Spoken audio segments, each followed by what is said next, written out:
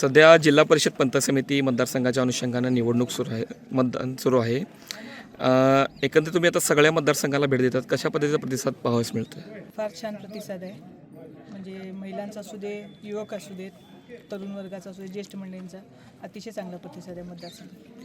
आता एकंदरीतच कागल तालुक्यामध्ये 3 गट जे आलेले आहेत त्याची युती कार्यकर्त्यांनी मान्य केलेली आहे. विकासासाठी एकत्र आल्याची युती कार्यकर्त्यांचं म्हणणं आहे.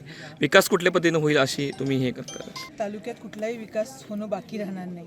सगळा विकास जो आपल्याला म्हणजे कुठलाही विकास असो तो तिन्ही नेत्यांच्या माध्यमातून होईल अशी माझी भावना आहे. कार्यकर्त्यांच्या म्हणण्यानुसार फक्त लीड मोजायचं बाकी आहे, आपल्याला देखील तोच विश्वास आहे का? कार्यकर्त्यांचा विश्वास आहे तोच माझा विश्वास आहे. या निमित्ताने काय आव्हान कराल तुम्ही मतदारांना?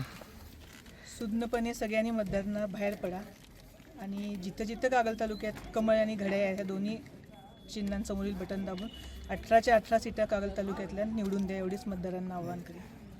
बाळ, फ्रीजमधून श्रीखंड काढ ना. आम्ही पूर्वी घरीच बनवायचो श्रीखंड, त्याची चवच वेगळी होती. आता काय सगळं रेडीमेड. आजी, हे श्रीखंड खाऊन बघ. आज तुझ्या आईनं घरीच बनवलं की काय?